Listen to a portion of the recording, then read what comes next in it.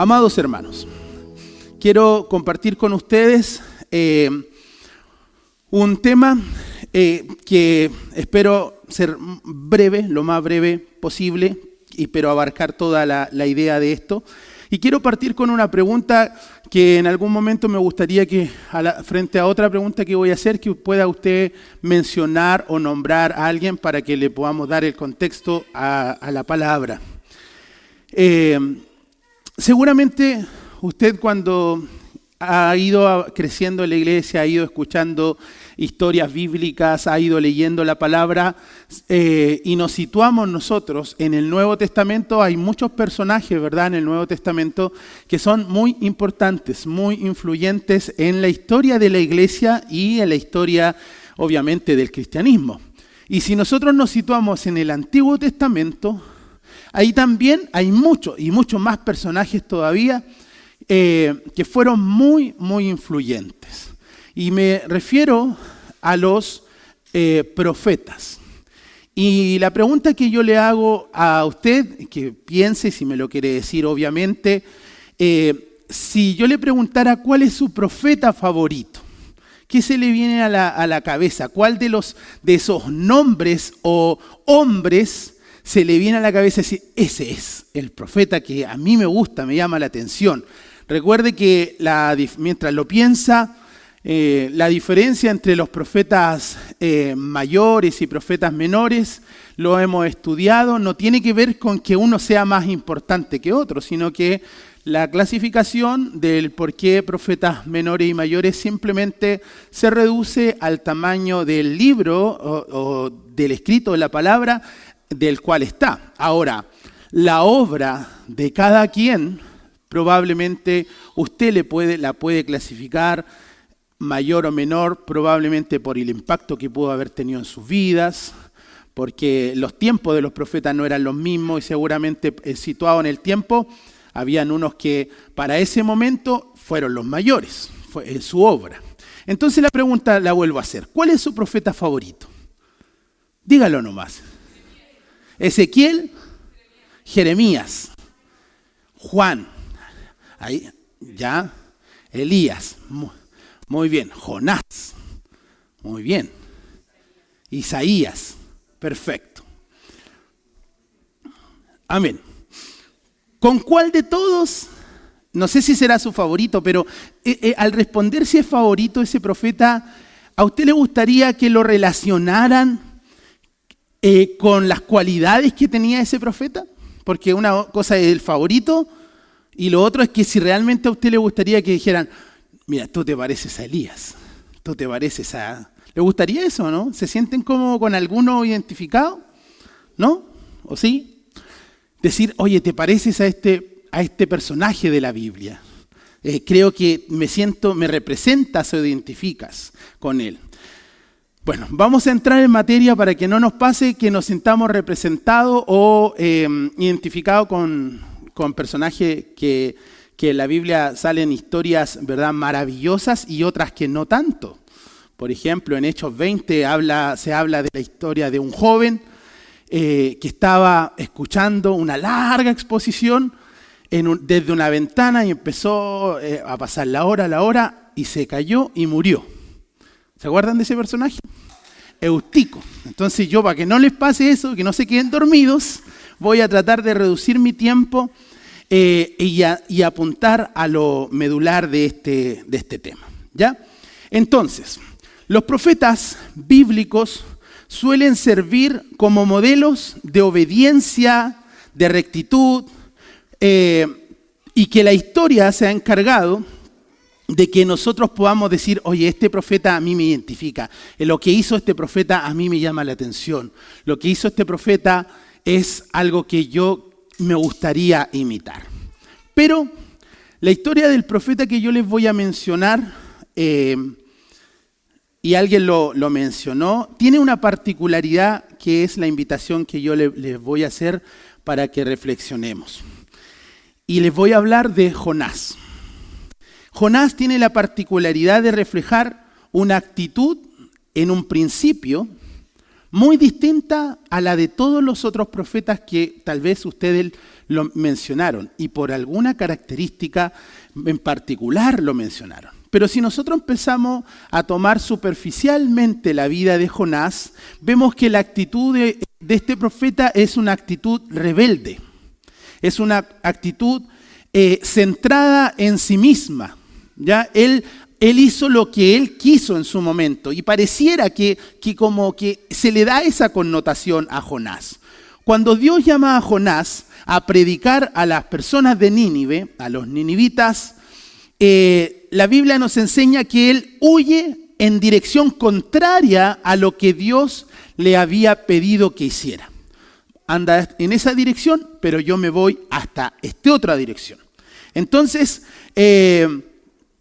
más encima, a lo largo de los 4 capítulos que tiene este libro, nos damos cuenta de que Jonás, cuando logra su cometido de predicar, más encima se enoja por el resultado de la labor que él hizo. A él no le gusta lo que sucedió con lo que él hizo. Entonces, llama la atención la actitud de Jonás. Entonces es un personaje que es como extraña la sensación. Y miren que de Jonás, más allá de su legado, pareciera que nosotros recordamos de Jonás otro suceso. Y la única importancia que le damos a Jonás, o los niños, tú le preguntas, ¿quién es Jonás? Y más allá de su legado, de su obra, de qué fue lo que hizo él como instrumento de Dios, lo único que está en la memoria colectiva de los niños es que fue tragado por un pez. ¿Quién es Jonás? El que se lo tragó un pez. Los cristianos. Los que se tragó la ballena, lo otro. Te identifica ahí si alguno conoce o no conoce la. Nosotros decimos un pez. Parecido es cuando hablamos del fruto. Los cristianos que han estudiado la palabra y decimos el fruto prohibido. Los otros dicen la manzana, ¿verdad? Ahí uno va como clasificando. ¿No? Pareciera que así lo hacemos. Entonces, desde siempre hemos aprendido que la historia de Jonás se refleja a este hombre que se lo tragó un pez. Pero Jonás es mucho más que eso. Es mucho más Jonás. El estudio de estos, que no es un estudio muy acabado, que yo pude haber desarrollado y que usted pueda hacer, porque si bien son solamente 4 capítulos, entonces uno va a leer la historia de Jonás en un ratito, en 5 a 10 minutos, depende de su velocidad. Lectora, usted lee la historia de Jonás, pero si usted se empieza a reflexionar en lo que sucede en ciertos hechos, te das cuenta de algo que llama particularmente la historia. Y en esto yo quiero dividir los capítulos de este libro y le invito a que ustedes puedan ir a Jonás. Ahí están los profetas menores, después de Amós, Abdías, Jonás, Miqueas. Ahí está el orden. Entonces vamos a ver esto. Y vamos, el título, ahora que estas predicaciones, ¿verdad?, se envían a la red y todo, le he puesto como nombre Jonás, el milagro de la salvación. ¿Ya? Porque Jonás es mucho más que el hombre que fue tragado por un pez. Jonás hizo otra cosas muy importantes y que es importante que nosotros reflexionemos. Pero antes de esa trascendencia de Jonás, hubieron ciertos hechos que la invitación que yo hago es que reflexionemos en la primera pregunta. Y cuando yo leía la historia de Jonás, sabe que yo igual admiro a esos profetas que ustedes mencionaron. Pero la segunda pregunta era, ¿con cuál te gustaría que te identificaras? Lo voy a decir así. Parece que tristemente nos identificamos más de lo que quisiéramos con Jonás. Mucho más de lo que quisiéramos. Quisiéramos ser Elías sin duda. Probablemente aquí quisiéramos orar para que cayera fuego y exterminar a todos los que quisiéramos exterminar. Así a veces actuamos de esa manera.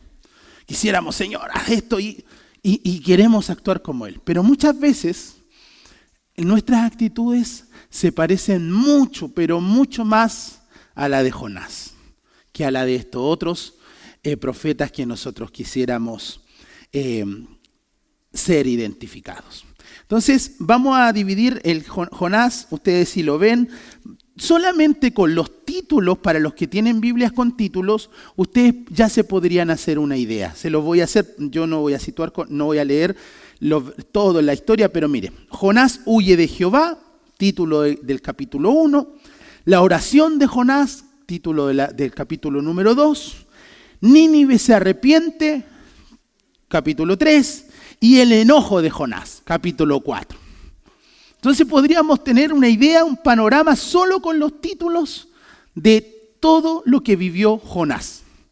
Entonces, por un lado, el hombre le dan una orden, huye, después pasa lo del pez, ora, después de eso se arrepiente, hace su trabajo y finalmente más encima después de hacerlo se enfada y se enoja. Y ahora entremos en materia.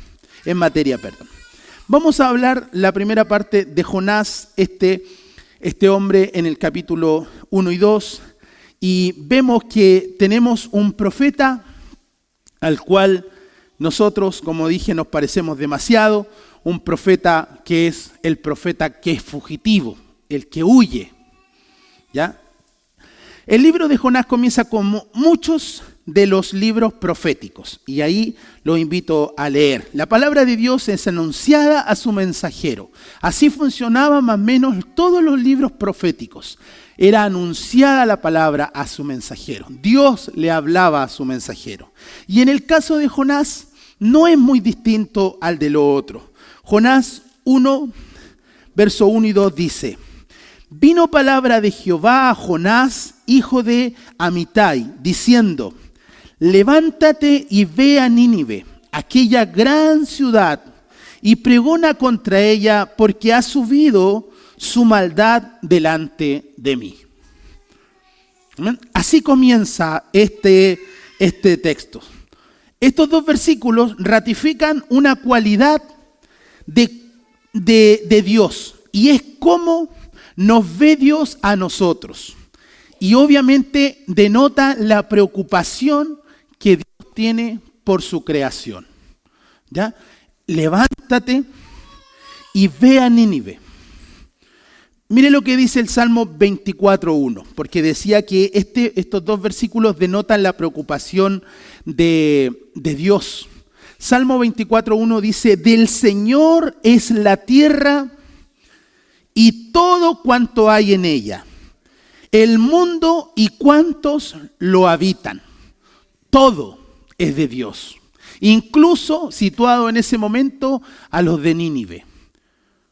Hoy, incluso la clase social, la clase de personas que a usted le parezca tal vez más retorcida en sus pensamientos, son creación de Dios. Y nosotros tenemos un llamado con esas personas, así como Jonás tenía un llamado con los ninivitas. ¿Se imagina nosotros fuésemos parte de una iglesia en que empezara a seleccionar el tipo de persona que puede entrar a ella? Y ¿sabe qué? Hay iglesias así, o hay denominaciones, o hay organizaciones con un carácter espiritual en la cual miran si cumple con ciertos perfiles o si no, no. Pero Jehová tiene otra preocupación por su creación. Él les ama a todos. Y como Él nos creó y nos ama, en su corazón está el deseo de salvarlos a todos, ¿o no? Amén. Ese es el deseo que hay en el corazón de Dios. Entonces, del Señor es la tierra y todo cuanto hay en ella, el mundo y cuantos lo habitan. Miren lo que dice Proverbios 15:3. Dice: los ojos del Señor están en todo lugar, vigilando a los buenos y a los malos. Dice esta versión. Dios conoce todo. sabemos que en vez de dirigirse Jonás a Nínive, que estaba en un contexto, piense, como al este de Israel. ¿Ya? Aquí estaría el este hacia allá, ¿verdad? Estaría hasta el este. Jonás aborda una embarcación que va a Tarsis, que va en otra dirección totalmente contraria a la que estaba la ciudad de Nínive. Jonás se levantó para huir de la presencia de Jehová. Él huye de la presencia de Jehová. ¿Y sabe qué? Jonás tiene la misma actitud que tuvo Adán y Eva. Huir. Dice Génesis 3:8 que cuando el día comenzó a refrescar, oyeron ellos, el hombre y la mujer, que Dios andaba recorriendo el jardín. Entonces dice la palabra, corrieron a esconderse entre los árboles para que Dios no los viera. Y aquí es la primera reflexión frente a la situación que les comentaba al principio. Nosotros nos parecemos mucho a Jonás. Me parezco mucho a Jonás. Y creemos que cuando el Señor pone una palabra en nuestras vidas, es para nosotros primeramente y para la iglesia. Por eso la exhortamos aquí.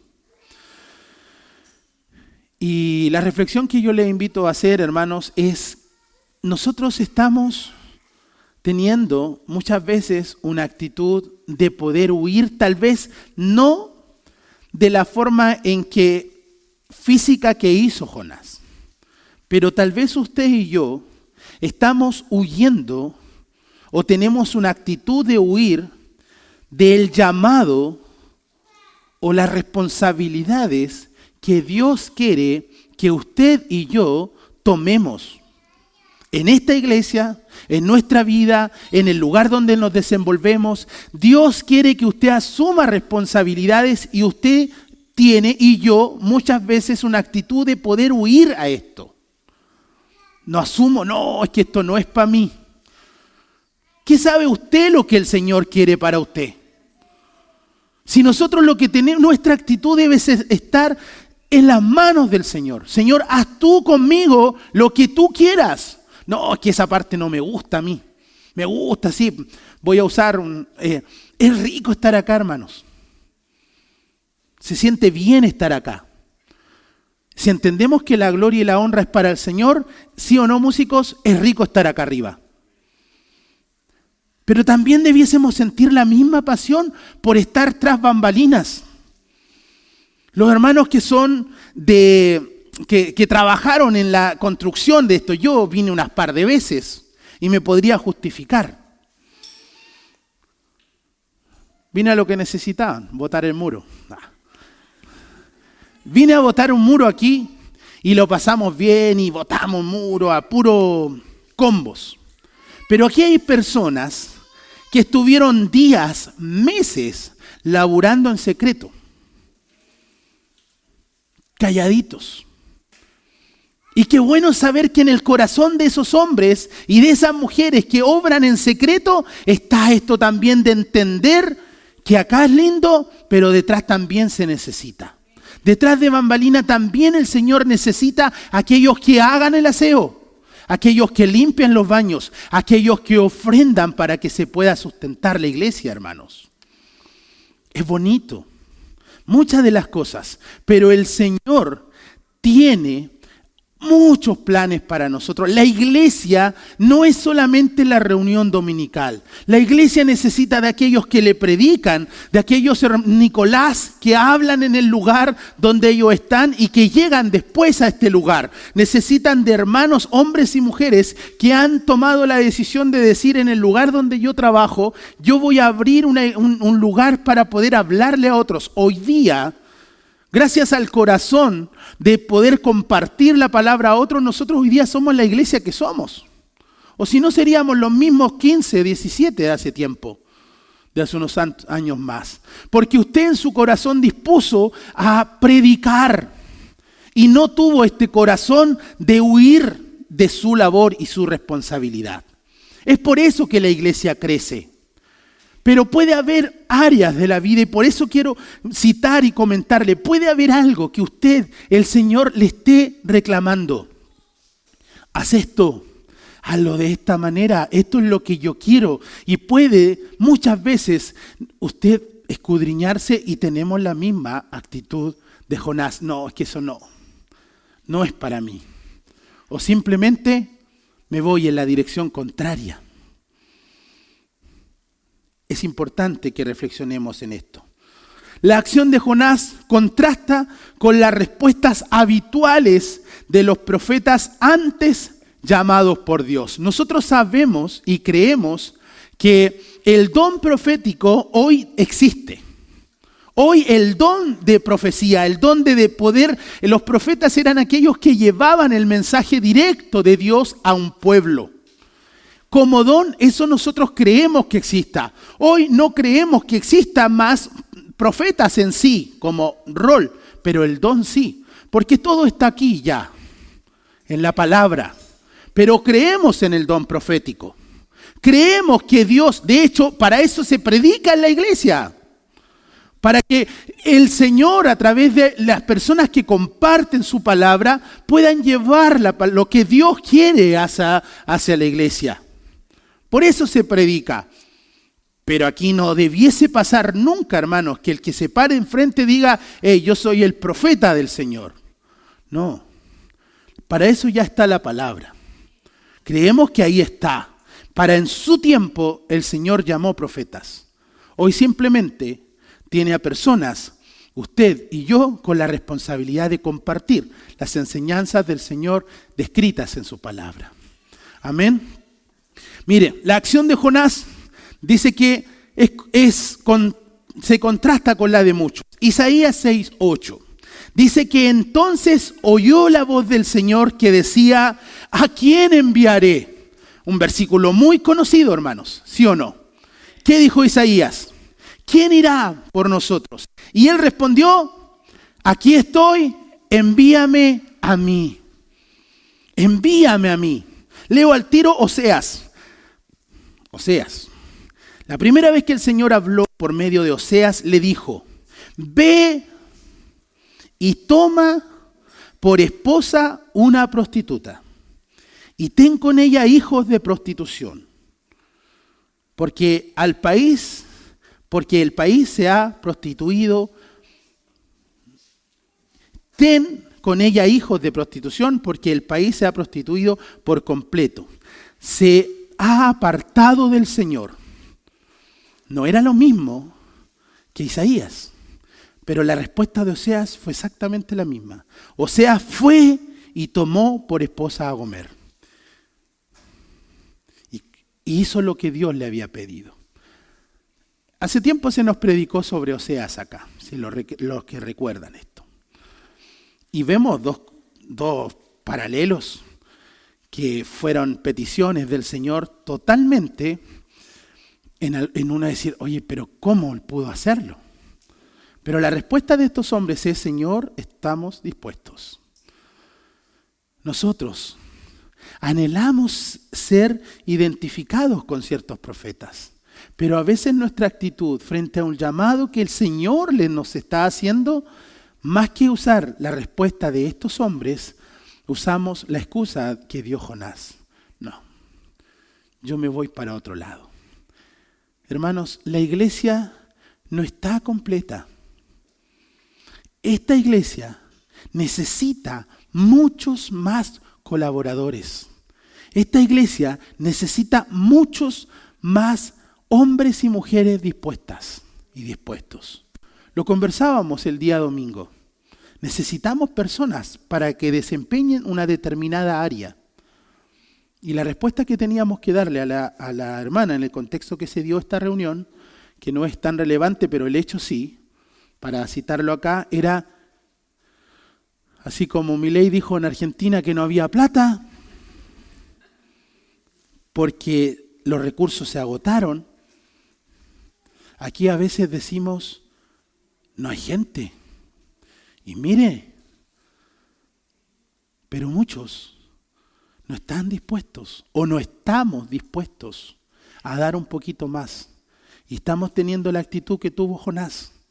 En vez de ir y cumplir lo que él necesitaba, estamos dando la vuelta y yendo en dirección contraria.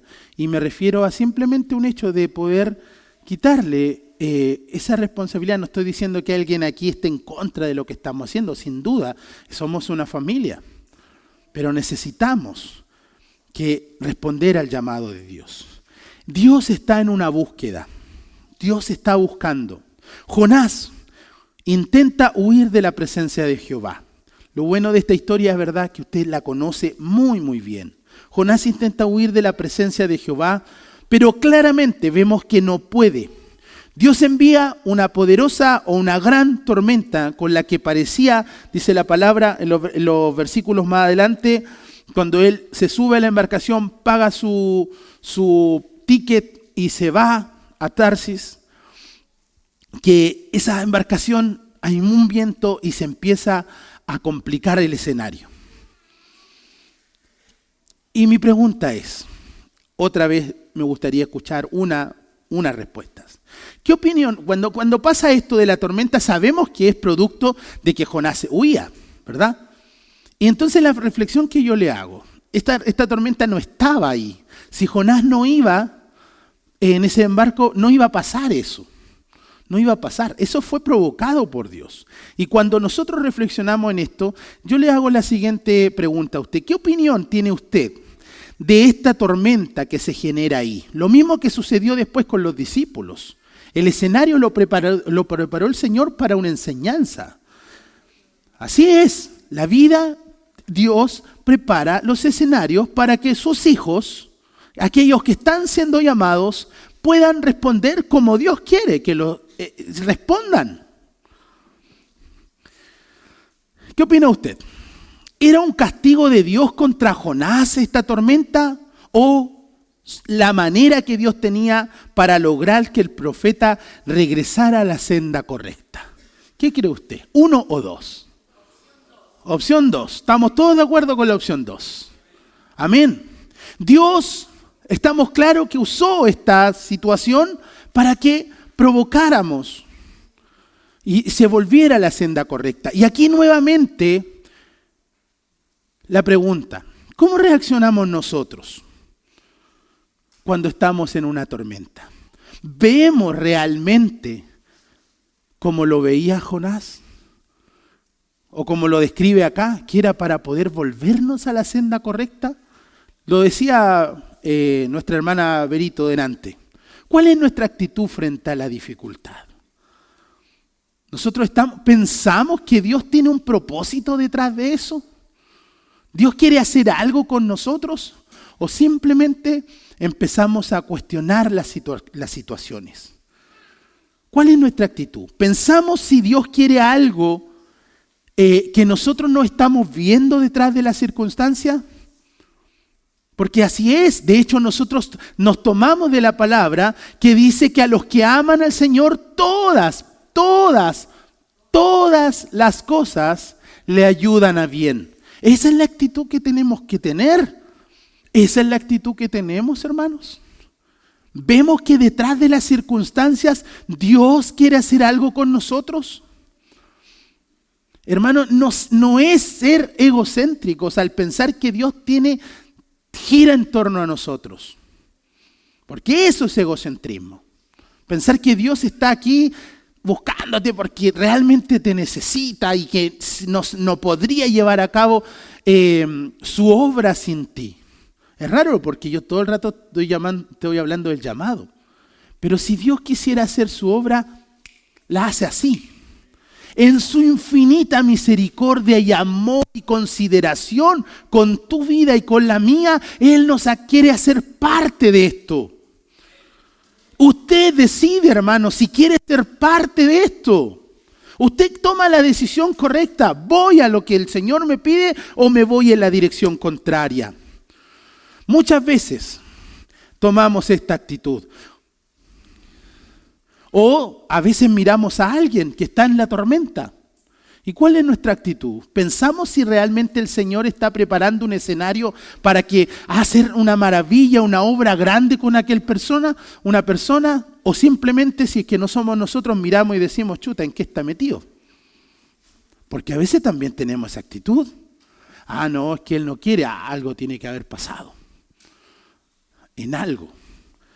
¿Cuál es nuestra actitud? A veces nos parecemos demasiado a Jonás.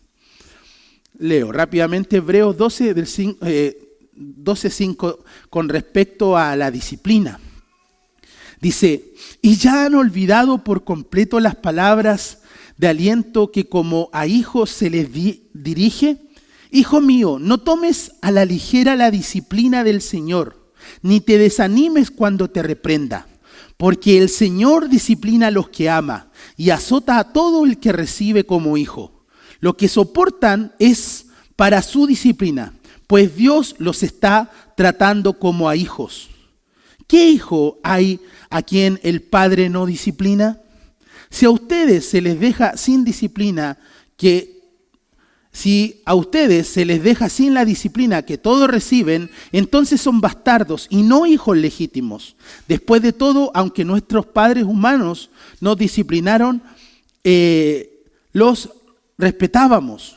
¿No hemos de someternos con mayor razón al Padre de los espíritus para que vivamos?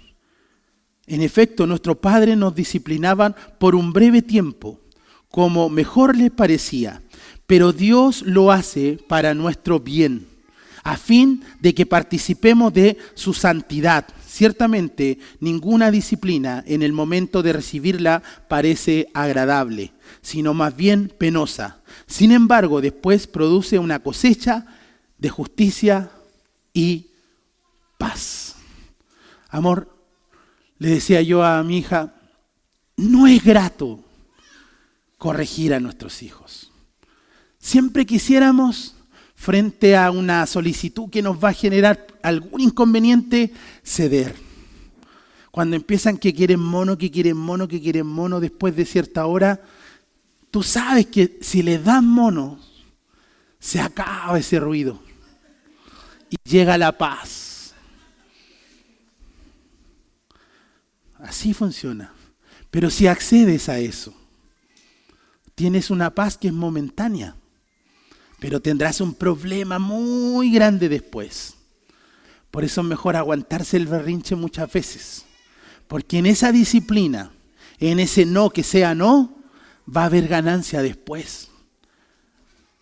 Es difícil la crianza. Jonás era un hombre muy necio. Lo vemos en la primera parte de estos dos versículos. Mire, note esta tercera idea. Desesperados estaban los hombres, los marineros, para calmar la tempestad. Dice la Biblia más abajo, en el versículo 7, estaban muy, muy complicados.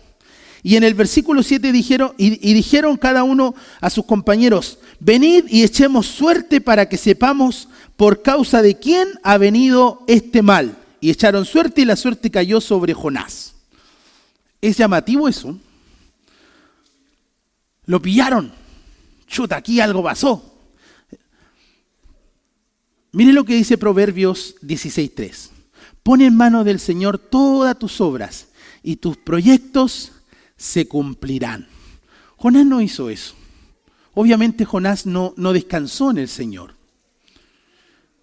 Pero esto de echar suertes que sucedió entre los marineros es algo muy común, era algo muy común, hermanos, antiguamente. Muy, muy común. De hecho, en el libro de los Hechos, capítulo 1:26, dice, luego echaron suerte y la elección cayó en Matías. Así que él fue reconocido junto con los 11 apóstoles. Matías era el que iba a reemplazar a Judas. Entonces los apóstoles ya dijeron, ya tenemos varios candidatos. Es como, imagínese usted, hermano, aquí el escenario. Necesitamos diáconos. Necesitamos personas que sean apartadas tal vez al liderazgo de un grupo determinado o ser parte del presbiterio. Ya sabe que tenemos 2 candidatos, ya echémosle la moneda nomás, Caricello, veamos quién es. Hoy día eso podría ser un sacrilegio, pero antes era tal la dependencia del Señor que hasta cuando echaban suerte veían que detrás de todo se iba a hacer la voluntad del Señor. Y nosotros orando 2 años por apartar a alguien. Después de esto, revelación. Estoy esperando a mi pastor para decirle, pastor, echémosle a la moneda nomás. Señor habla. Nah. Jonás se identifica más allá de la historia. Se identifica y señala de sí mismo, soy hebreo y temo a Jehová. Y temo a Jehová. Huía. Pero dice que él teme a Jehová. Bueno, temer a Jehová era una expresión que en el Antiguo Testamento, temer a Dios era una expresión de lealtad, de reverencia, de obediencia. Mire qué llamativo, porque eso decía Jonás, yo soy leal, soy reverente, soy obediente al Señor. La descripción que Jonás hace de Dios, después en el versículo dice, Dios del cielo que hizo la tierra y el mar. ¿Cuántos de nosotros, hermanos, nos parecemos en esto también a Jonás? Tenemos clarito quién es el Señor. Tenemos clarito las capacidades que Dios tiene. Jonás lo tenía, decía que él era hebreo, que él temía a Jehová. Temer era ser leal, tener reverencia, obedecer. ¿A quién? Al Dios de los cielos que hizo la tierra y el mar. Eso decía Jonás. Nosotros en teoría tenemos muy clarito como Jonás a quién servimos. ¿O no? Amén. Pero igual huimos, por hermano. Igual le sacamos el quite a lo que el Señor quiere con usted y conmigo. Y le sacamos porque tenemos que meternos todo aquí. ¿Cuántas veces el Señor quiere algo con nosotros y le damos la vuelta? Y nos parecemos a Jonás.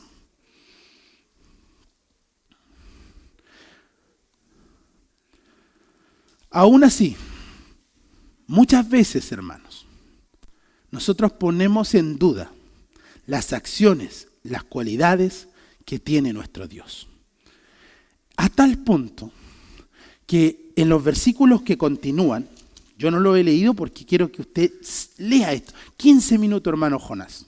Después le va a quedar más claro todavía la película. En Jonás 1:14 estaban los marineros y dice, entonces clamaron al Señor. Oh Señor, tú haces lo que quieres. No nos hagas perecer por quitarle la vida a este hombre, sino hagas responsables de la muerte de un inocente. Decidieron echar suerte, la suerte quedó sobre Jonás, la solución era súper fácil. Disculpen la expresión, el cacho va arriba. Agarrémoslo y lo botamos. ¿O no? La parte triste de esto es que pasa si dentro de la familia, la congregación, tenemos